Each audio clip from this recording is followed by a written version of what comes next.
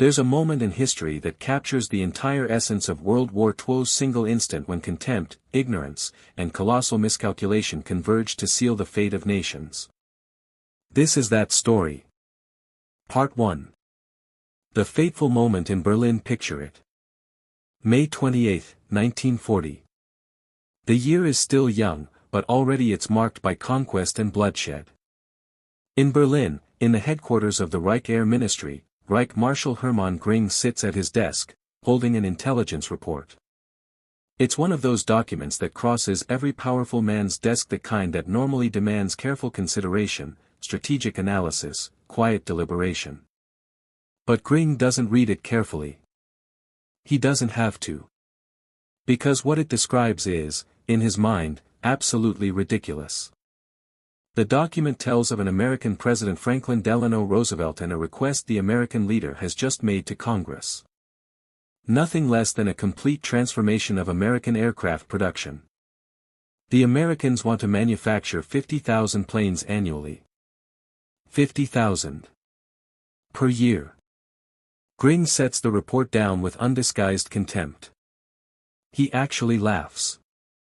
Around him, his staff watches, waiting for his reaction. They won't have to wait long.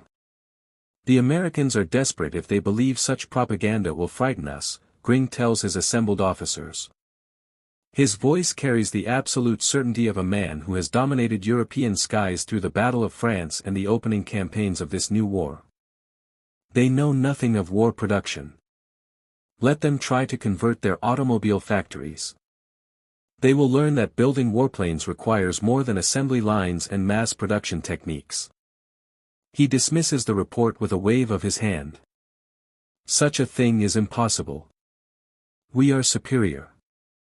It's the kind of statement that, in another era, might be remembered as a clever quip. But history would transform it into something else entirely, the most catastrophic miscalculation of the entire conflict, a judgment so spectacularly wrong that it would echo through the remaining years of the war and beyond, into the halls of Nuremberg, where Göring himself would face the consequences of his certainty. Because Göring didn't just underestimate American capability that day. He misunderstood the very nature of American strength. He confused ideology with industrial capacity. He believed his own mythology about Aryan superiority and German military prowess.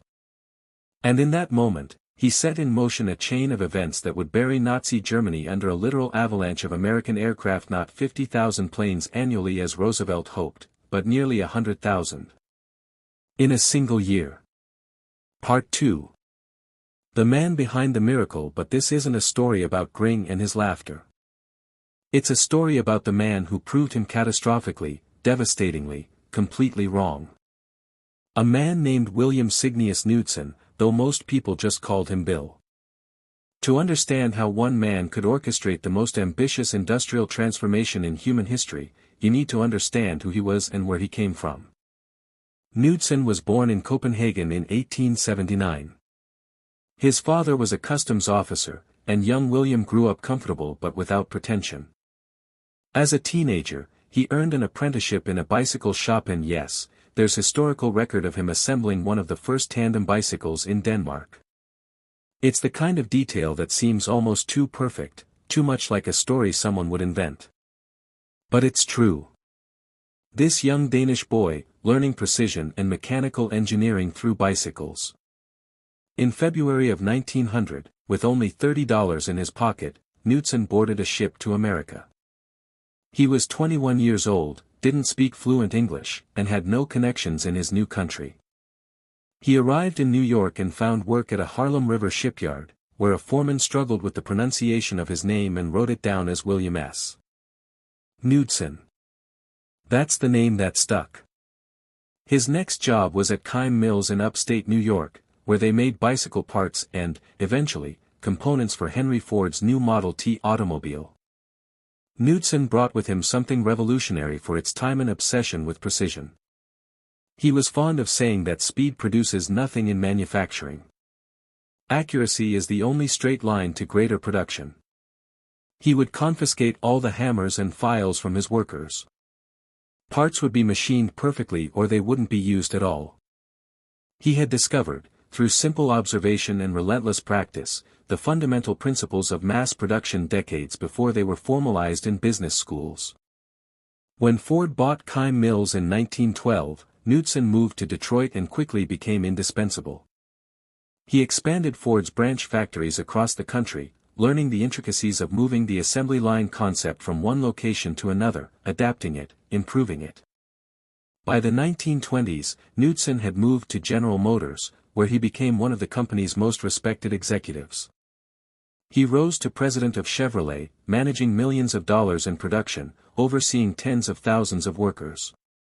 By 1940, he was earning $300,000 a year, an astronomical sum for the era, and was recognized as one of the finest production minds in America. In 1940, President Franklin Roosevelt needed someone. The war in Europe was accelerating. France was collapsing. Britain stood alone. Roosevelt could see that America, whether it wanted to be or not, would soon be drawn into this conflict. And if America was going to fight, it would need weapons, vast quantities of weapons. Roosevelt called on an old friend, the financier Bernard Baruch, and asked him a simple question. Who is the best production man in America? Who could organize American industry to produce armaments on an unprecedented scale? Bernard Baruch didn't even hesitate. His answer was famous, and it was immediate and emphatic. First, Bill Knudsen. Second, Bill Knudsen. Third, Bill Knudsen. Roosevelt reached out. He asked Knudsen to come to Washington. He asked him to give up his position at General Motors. He asked him to take on the job of organizing American war production. And he offered him a salary of $1 per year. William Knudsen said yes.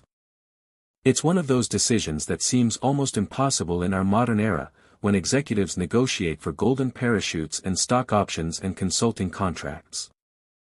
But Knudsen understood something that many modern businessmen have forgotten.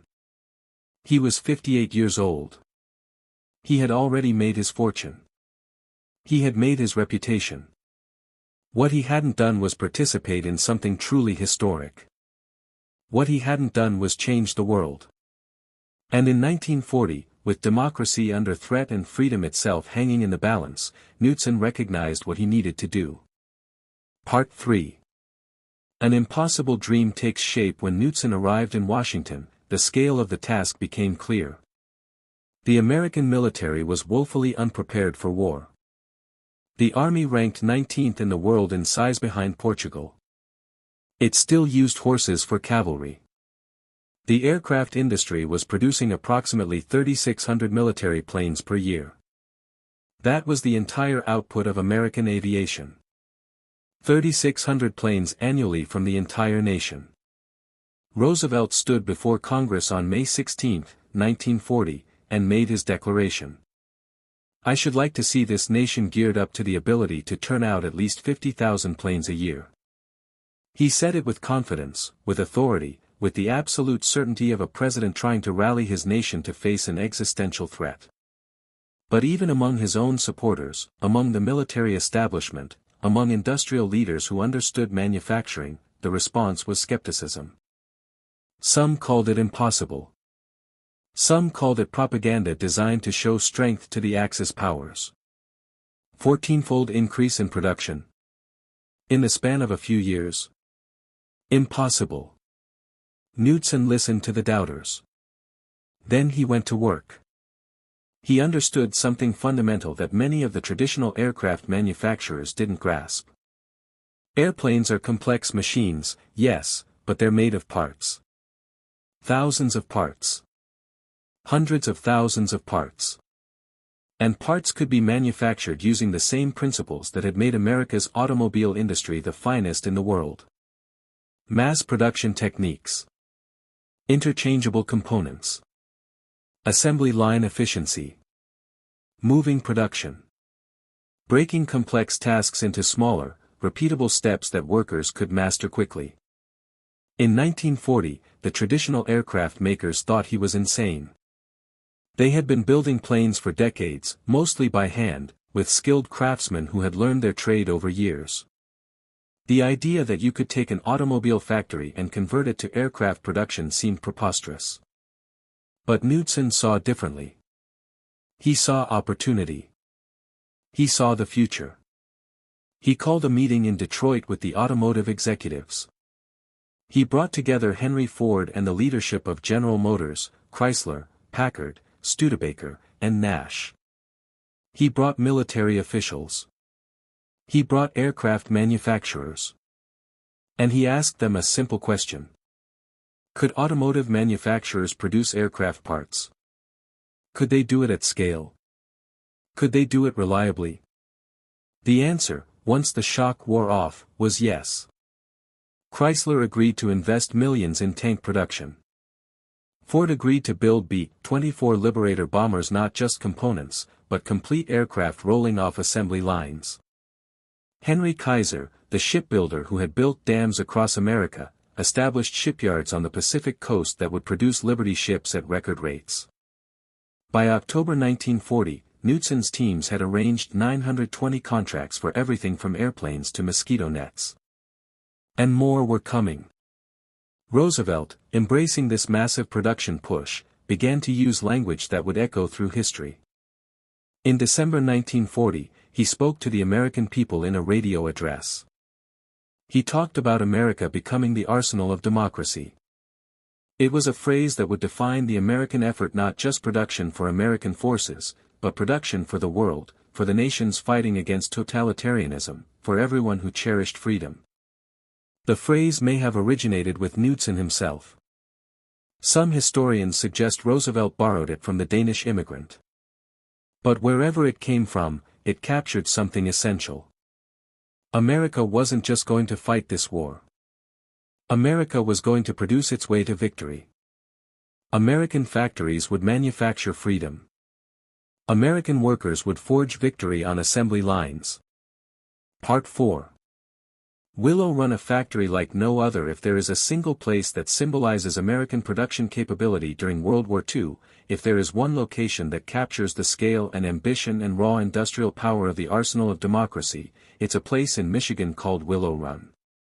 The story of Willow Run begins with a pencil sketch. Charles Sorensen, Ford's vice president of production, traveled to San Diego in 1940 to observe how Consolidated Aircraft was building the B-24 Liberator bomber. The B-24 was a marvel of engineering, a four-engine heavy bomber with a bomb capacity of 8,000 pounds, a range of 3,000 miles, and defensive armament that made it one of the most capable bombers of the war. But Consolidated was building these aircraft slowly, painstakingly, the way aircraft had always been built. Skilled workers. Hand assembly. Careful fitting and adjustment. They were producing them at a rate measured in single digits per day, if that. Sorensen watched.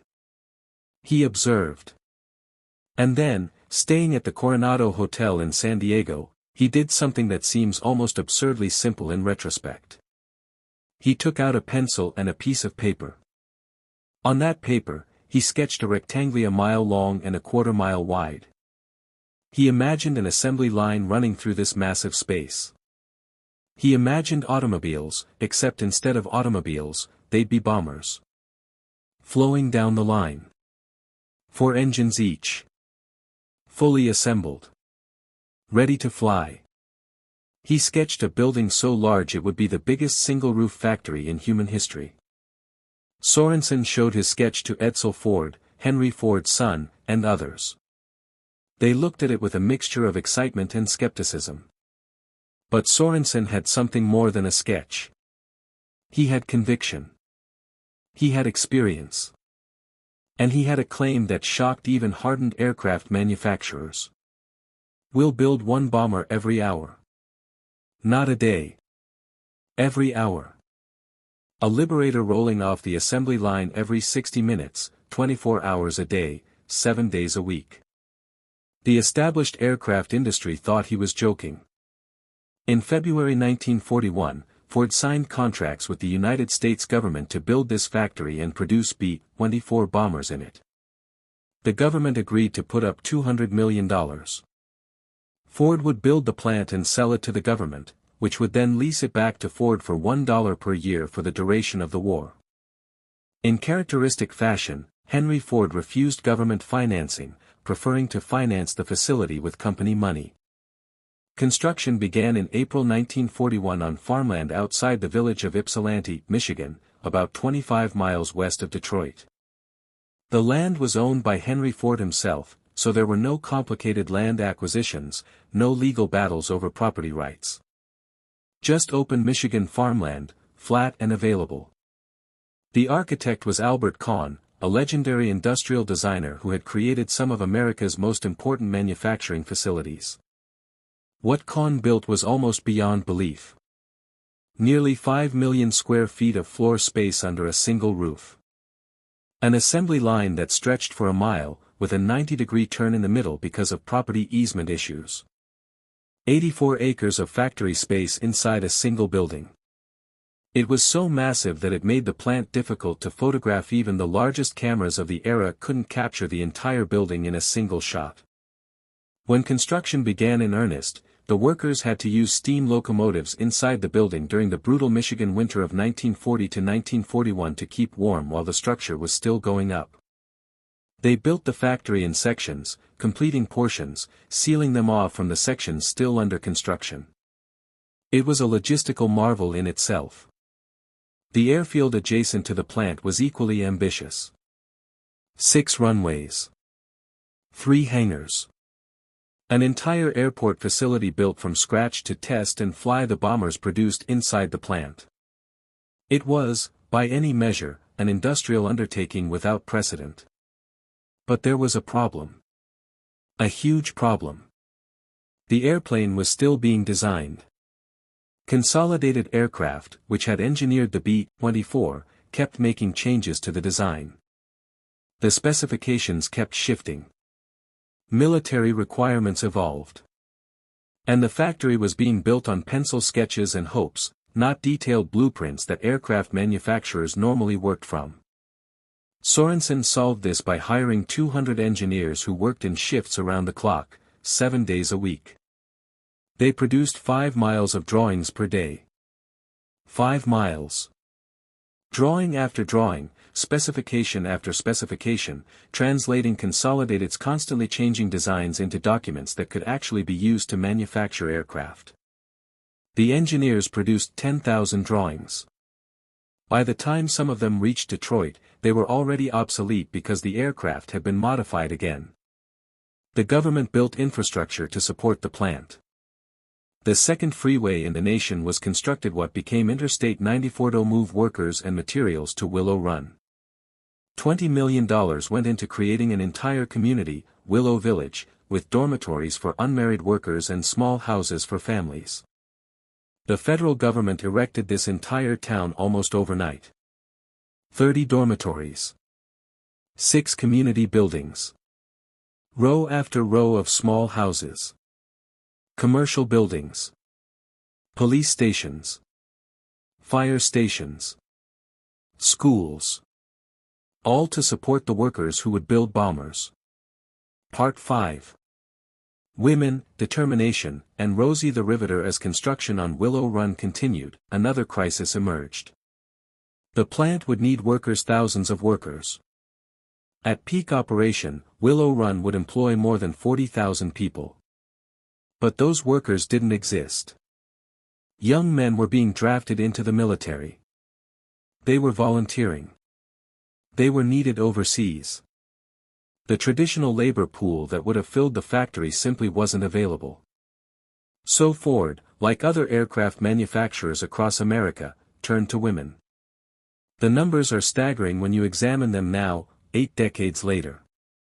In 1941, less than 1% of aircraft workers were women. By 1943, that number had grown to 65%.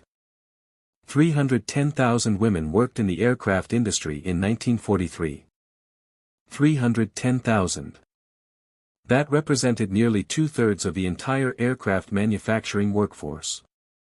Before we understand how remarkable this actually was, we need to understand what it meant in the context of 1943 America.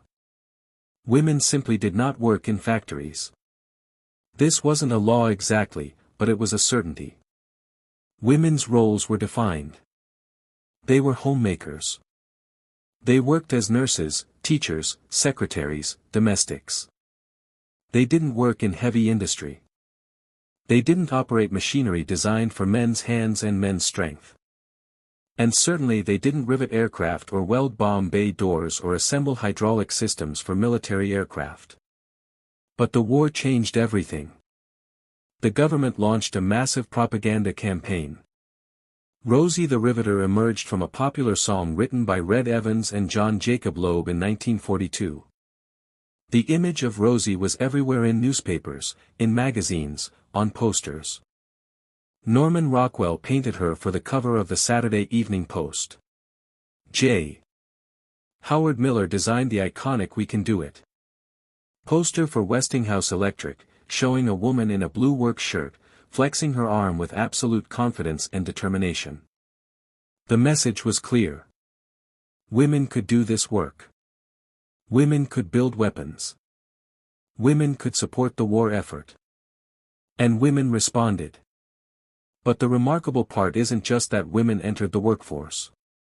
It's how they performed. 6 million women entered the American workforce during World War II.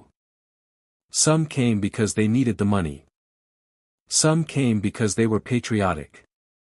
Some came because it was an adventure, a chance to escape the confines of traditional female roles.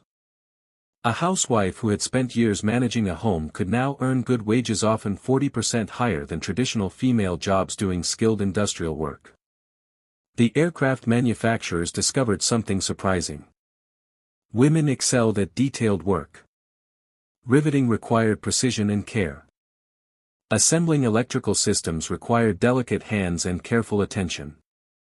Installing wiring harnesses required patience and precision. The qualities that traditional society had associated with women, attention to detail, care, precision, turned out to be exactly what aircraft manufacturing needed. Roswell Monroe is perhaps the most famous of these women. She worked at Willow Run, riveting B-24 bombers. She became the real-life inspiration for Rosie the Riveter when a filmmaker wanted to feature her in a promotional film. Monroe drove 3,000 rivets per shift with 99.5% accuracy. 3,000 rivets per shift, with barely any errors. At Douglas Long Beach, a massive aircraft facility, 22,388 of 41,620 employees were women. More than 50%. Women inspectors at Douglas actually reduced the defect rate from 3.2% to 0.3%. Instead of quality declining when men were replaced by women, quality improved. Ford redesigned tools specifically for smaller hands. They developed lighter pneumatic rivet guns. They repositioned workstations. And in doing so, they accidentally discovered that the tools and workstations were more efficient for everyone. The lighter tools reduced fatigue. The better positioned stations reduced injuries. The precision-oriented approach to manufacturing that women brought to the job actually improved the entire production process. German intelligence, observing these reports, interpreted them as signs of American desperation. A captured Luftwaffe report dismissed female workers as a temporary measure, predicting that quality would collapse as soon as serious production demands began. The Germans assumed that American women in factories was a sign of weakness, not strength. They were catastrophically wrong. Part 6. From disaster to triumph. Willow Run was supposed to begin producing complete B-24 bombers in 1942. The first bomber, completed in October 1942, was named the Spirit of Ypsilanti. But it wasn't ready to fly. It required complete rebuilding. The quality control failures were staggering, hitting 50% in early production. Critics began calling the plant "Will It Run?" based on its name, suggesting it would never actually achieve Sorensen's ambitious production goals. By February 1943, the plant was producing just 56 bombers monthly. This against promises of hundreds. Ford had talked so confidently about one bomber per hour. One bomber per day would have seemed acceptable. But they were managing one or two per day, if that, and even those had serious quality issues that required rework. It was a disaster. The American government had invested massive resources. The plant had been built at enormous cost. Workers had been hired and trained. And it was producing at a fraction of capacity, with quality issues that threatened to undermine the entire B-24 program. But Sorensen and his team didn't give up. They did what Ford had always done in the face of production challenges. They broke down the problem. The B-24 had 488,193 parts. So they broke it into manageable sub-assemblies. They developed hydraulic riveting tools that could do the work faster and more reliably than hand riveters. They developed prefabricated wiring harnesses that could be assembled beforehand and simply plugged into position, rather than being hand-run through the aircraft. And they adapted. The government kept making design changes to the B-24. The military had requirements that evolved. Pilots in combat sent back reports about what worked and what didn't. Rather than seeing these as obstacles, Sorensen's team embraced them as information. In 1943 alone, they incorporated 578 design changes while maintaining production. They kept adapting, improving, evolving. By September 1943, monthly production had climbed to 148 bombers. By December, to 365. The curve was beginning to turn upward. The factory was beginning to hit its stride. Then came April 1944. In April 1944, working 2 9-hour shifts, 6 days a week, Willow Run produced 453 B-24 Liberators in a single month. 453. That's 453 heavy bombers rolling off an assembly line in 30 days.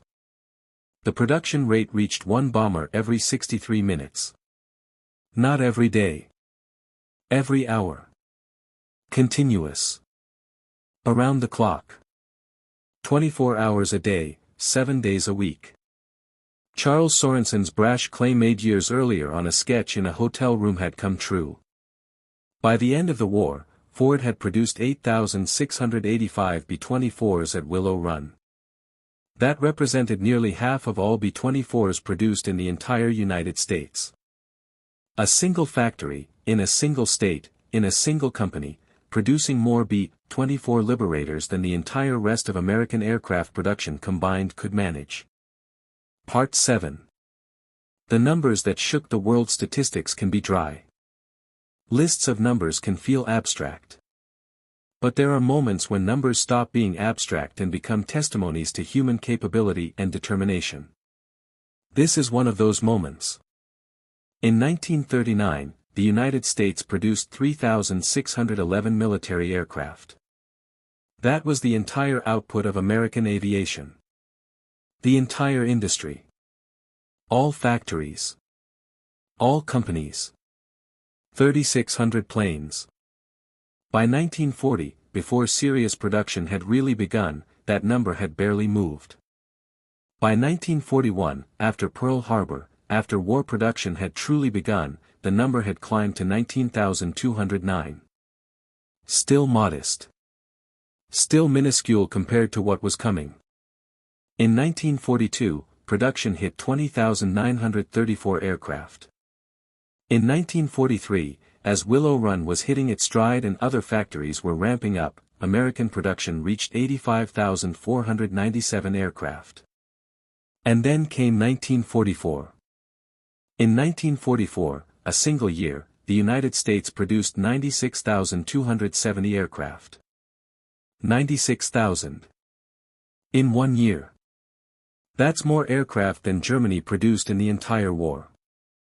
Germany, which had been building military aircraft continuously since the mid-1930s, which had the advantage of air superiority in the early years of the war, which had some of the finest aircraft designers in the world, produced a total of approximately 94,677 aircraft during the entire war, from 1933 to 1945.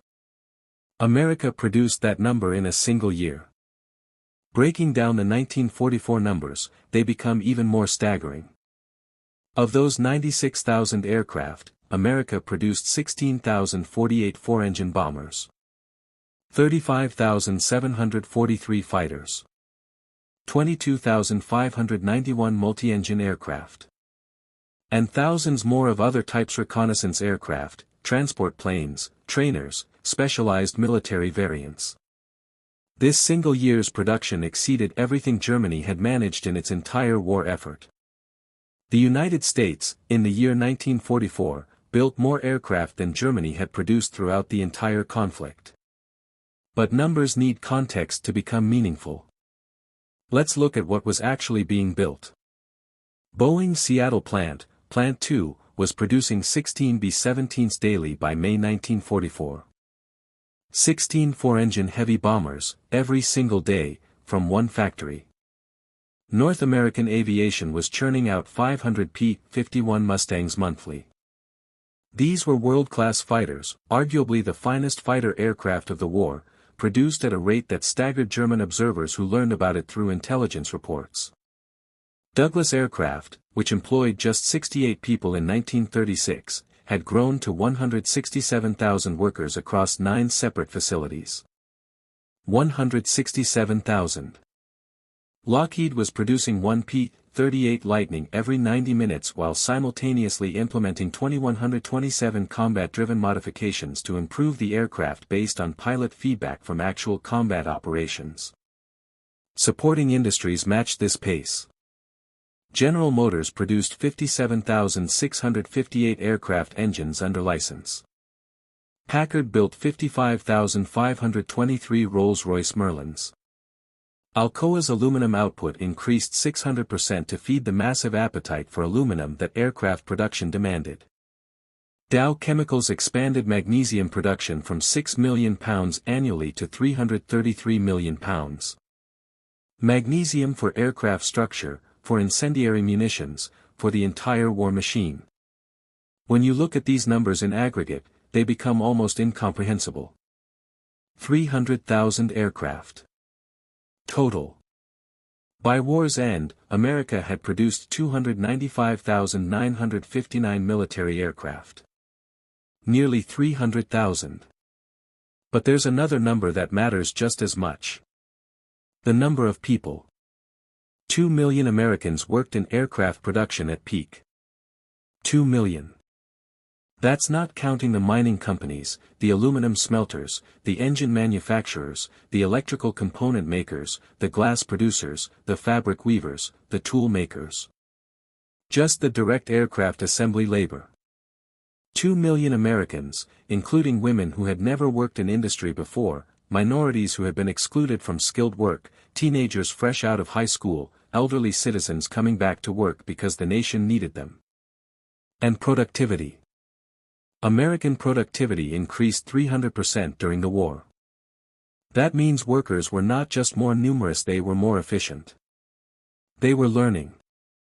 They were improving. They were solving problems. Every week, the aircraft rolling off assembly lines were better than the week before. Every month brought improvements. Part 8. Germany's delusions and reality. Why didn't the Nazi leadership see this coming? How could Göring, who had access to accurate intelligence reports, dismiss American production capability so completely? The answer lies in the intersection of ideology and wishful thinking, of racial mythology and strategic miscalculation. General Friedrich von Boeticher served as the German military attaché in Washington from 1933 to 1941. He was in a position to observe American industry firsthand. He toured factories. He spoke with business leaders. He read trade publications. In December 1940, Boeticher sent a cable to Berlin warning that American war production will reach unimaginable heights. It was an accurate assessment. It was backed by direct observation. It was exactly the kind of intelligence that should have shaped German strategic planning. Berlin dismissed it as defeatist exaggeration. When Boeticher met with Hitler in February 1939 to discuss American potential, Hitler didn't engage in a rational discussion about industrial capacity or economic capability. Instead, the Führer ranted about American racial degeneracy. He proclaimed Americans half Judaized, half negrified, and incapable of sustained warfare. He believed that racial inferiority would prevent Americans from mobilizing effectively. He believed that democracy was weak, that free peoples couldn't sustain sacrifice the way fascist or communist regimes could. He believed in the mythology of Aryan superiority. This wasn't just Hitler's personal prejudice. This ideology permeated the entire Nazi command structure. Luftwaffe intelligence officers, observing reports that women were entering aircraft factories by the hundreds of thousands, interpreted this as a sign of American desperation, not capability. They assumed these women would be inefficient, that quality would suffer, that the entire American production effort was a last-gasp attempt by a desperate nation pretending to have power it didn't possess. When reports arrived of factories running 3 shifts, German analysts assumed exaggeration. When intelligence indicated production rates that seemed impossible, German strategists discounted them as either false or inflated. The Nazi worldview simply couldn't accommodate American reality. Göring himself had become increasingly disconnected from the actual state of the war. He had promised Hitler that the Luftwaffe would prevent British bombing. That promise had failed. He had promised that the Luftwaffe would supply German forces at Stalingrad. That promise had also failed, contributing to one of Germany's most catastrophic military defeats. As Göring's credibility declined, he became more defensive, more prone to accepting reports that confirmed his pre-existing beliefs and dismissing those that contradicted them. The Nazi system itself was structured in ways that made realistic assessment difficult. Hitler's government operated on a principle of competing fiefdoms, where powerful figures would tell Hitler what they thought he wanted to hear. Göring, increasingly desperate to maintain his position as the Führer's favorite, had little incentive to deliver accurate reports that suggested American military capability was overwhelming. Much easier to assure Hitler that German technical superiority and National Socialist ideology would prevail. Part 9. An unstoppable machine. By 1944, the question was no longer whether American production could match German production. That had been answered in the affirmative, overwhelmingly. The question had become: could anyone, anywhere, at any time, stop this machine? The answer was no. In June 1944, the D-Day invasion began. The American and Allied forces that landed on the beaches of Normandy and fought across occupied Europe were supported by air superiority that was absolute, total, and overwhelming. The Americans deployed 11,590 Allied aircraft against 319 German sorties. That's a 36-to-1 superiority in air power. But the numbers don't quite capture the reality. These weren't theoretical numbers. These were actual aircraft flying actual missions, dropping actual bombs, supporting actual ground operations. Between January and May 1944, preparatory bombing dropped 145,000 tons of ordnance on German targets. 145,000 tons. That exceeded all German bombing of Britain throughout the entire war. Transport aircraft delivered 3 airborne divisions to Normandy in a single day using more planes than Germany's entire transport fleet had ever possessed. In a single day. More aircraft than Germany owned. From October 1943 to September 1944, the year following Göring's dismissal of American capability, German losses in the air war reached catastrophic levels. German pilots fought with skill and desperation, but they were fighting a numerical and material advantage they couldn't overcome. By winter of 1944, single American bombing raids involved 1,200 bombers escorted by 900 fighters. 1,200 bombers. In a single raid. Some individual raids dropped more tonnage of ordnance than entire nations had in previous wars. The P-51 Mustang, widely acknowledged as the finest fighter aircraft of the war, possessed range to reach Poland, performance to match any German fighter, and existed in quantities that made losses irrelevant. When American pilots lost a Mustang, they could be flying a replacement in days or weeks. When German pilots lost an aircraft, they might wait months for a replacement, if one could be manufactured at all. German pilots called the Mustangs Indians because they seemed to appear everywhere simultaneously, swarming in overwhelming numbers. Major Heinz Br, one of Germany's greatest aces with 220 confirmed victories, described a January 1944 mission over Brunswick. The bomber stream, he wrote, stretched from horizon to horizon. At least 700 flying fortresses and liberators. We were 8 fighters against hundreds. It was hopeless. It was hopeless because American production capability had made air superiority into a war of attrition that Germany simply could not win. Germany could shoot down American aircraft. But American factories could replace them faster than they could be destroyed. Germany could kill American pilots. But American pilot training programs could train replacements. The machinery of American production didn't just supply the immediate combat needs, it supplied the replacements, the reinforcements, the overwhelming numerical advantages that made German resistance increasingly futile. Part 10. The breaking point. By autumn of 1944, even Nazi leadership could no longer deny reality. Joseph Goebbels, Hitler's propaganda minister, wrote in his diary in December 1944. Göring's promises about Luftwaffe superiority now seem criminal delusions. We fight the world's greatest industrial power with rhetoric. Criminal delusions. He was writing about his own government's leadership, about the Reichsmarshal's claims, in terms of utter contempt. The facade had cracked completely. Erwin Rommel, the legendary Desert Fox, told his staff before D-Day. The Americans can lose 10 tanks for every one we destroy and still overwhelm us. When they land, they will come with such material superiority that no position can hold. Rommel understood, with the clarity that comes from facing American military capability directly, that the war had been decided by industrial production, not by tactics or strategy. Even Hitler himself, in January 1945, admitted to Albert Speer, his armaments minister. We should have listened to Boetticher's reports. Their industrial potential was decisive. While we built hundreds, they built tens of thousands. Albert Speer himself testified after the war that American bombing had reduced German aircraft production by 31%, tank production by 35%, and truck production by 42%. The strategic bombing campaign, supplied by American aircraft production, had systematically destroyed German war production capability. By late 1944, Germany had become aware of American jet fighter development. The Messerschmitt Me 262, Germany's jet fighter, was superior in speed and performance to any Allied fighter then in production. Hitler and Göring believed this wonder weapon could restore air superiority.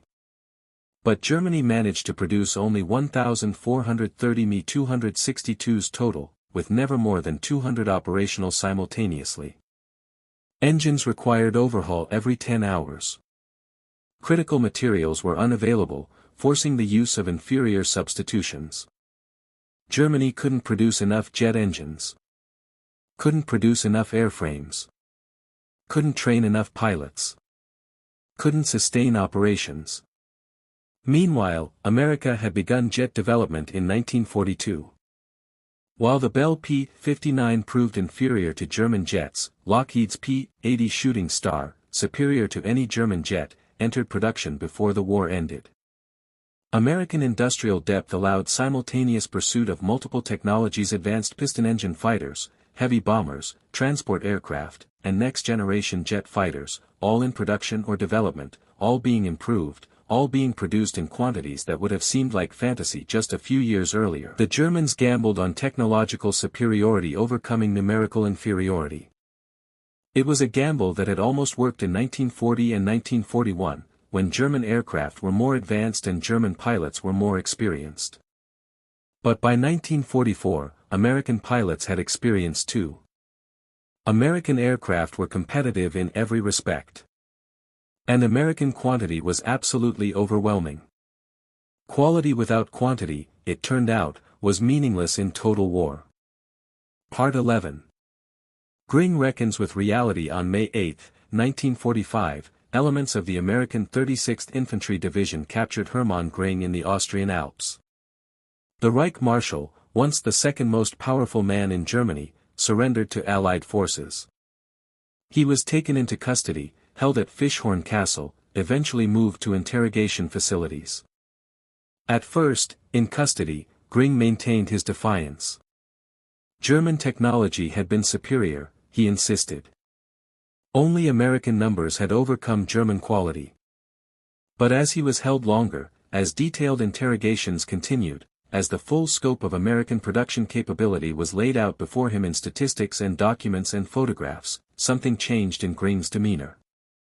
The certainty cracked. The contempt evaporated. In July 1945, Major Kenneth Heckler of the American Army conducted extensive interviews with Göring, documenting the former air minister's evolving recognition of his catastrophic miscalculation. "I knew American industrial potential was great," Göring admitted to Heckler. "But the execution exceeded my worst fears. That single factory at Willow Run produced more aircraft than our entire bomber force at peak. It was incomprehensible." He expressed particular astonishment at American logistics. "Your ability to supply forces across 2 oceans while maintaining domestic production. This was beyond our conception. We couldn't adequately supply forces 500 miles from Germany. You supplied armies 5,000 miles from America." At the Nuremberg trials, prosecutors presented Göring with overwhelming evidence of American production superiority. Charts showed America producing more aircraft monthly by 1944 than Germany managed annually. Films of Willow Run's assembly line played while prosecutors listed German cities destroyed by bombers from that single factory. The mathematical reality of defeat was undeniable. On March 14, 1946, during his trial testimony, Göring's words revealed his struggle to comprehend the magnitude of American achievement. "I believe the economic and technical potential of the United States to be unusually great, particularly the Air Force. But I never imagined they could increase aircraft production 100-fold in 4 years. Such growth seemed physically impossible. 100-fold. From 3,600 aircraft annually in 1939 to 300,000 aircraft produced during the war. 100 times greater production in 6 years. Prison psychologist G.M. Gilbert documented Göring's obsession with production statistics. He repeatedly calculated ratios, comparing single American factories to entire German production capabilities. He seemed particularly fixated on Willow Run, referring to it repeatedly as that damned factory that broke our backs. When shown that America had produced 812,615 aircraft engines versus Germany's 241,675, Göring simply stared at the figures in silence. The mathematical reality was inescapable. The gap was insurmountable. On October 15, 1946, hours before his scheduled execution, Hermann Göring took cyanide in his prison cell. But before his death, he wrote a final letter. In it, he made his most complete admission of the production war's significance. The Americans won through industrial power, not military prowess. We were not defeated by better soldiers, but by better factories. The nation we dismissed as capable only of building consumer goods buried the Wehrmacht under aluminum and steel.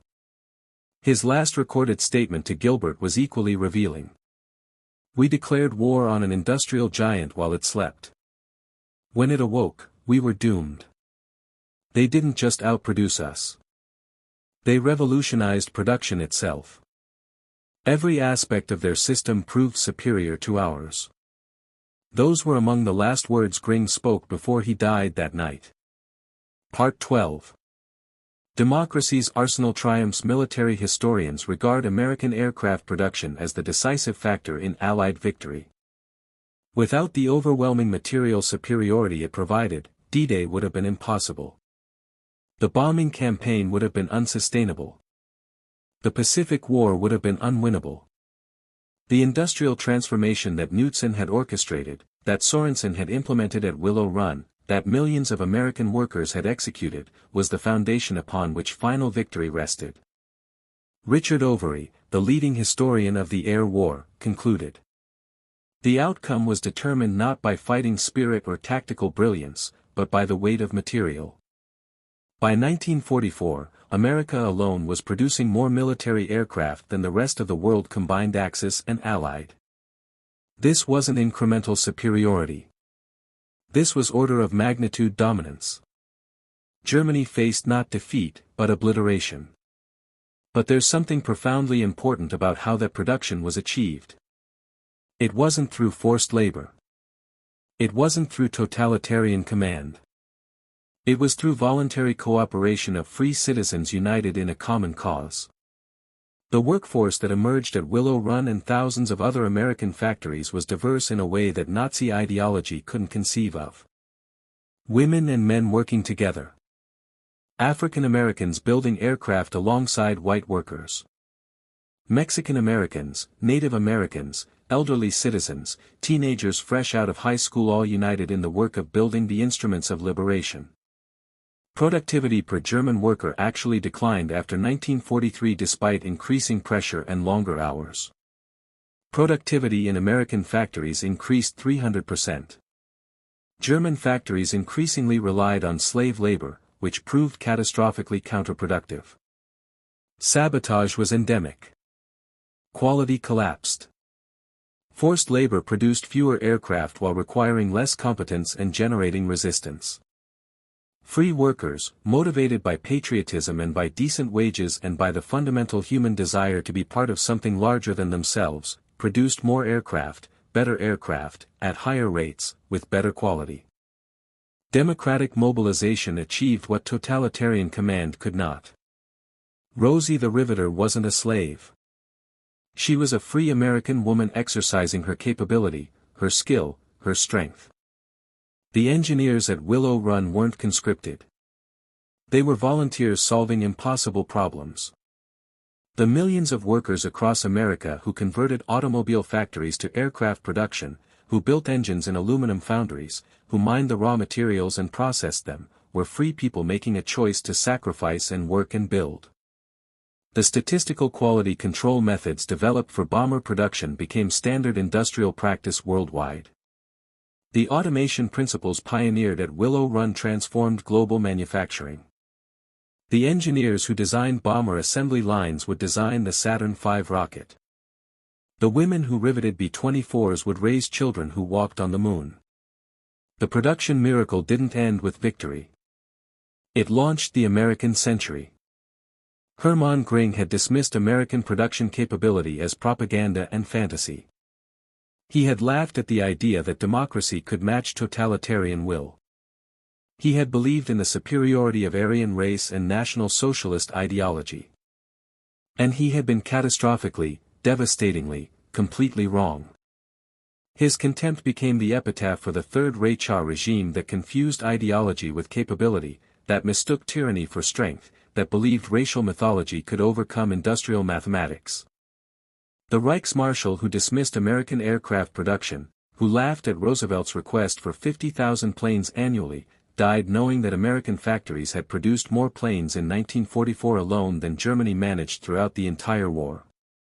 His mockery of democratic industrial capacity became history's most expensive joke, paid for in the currency of total defeat.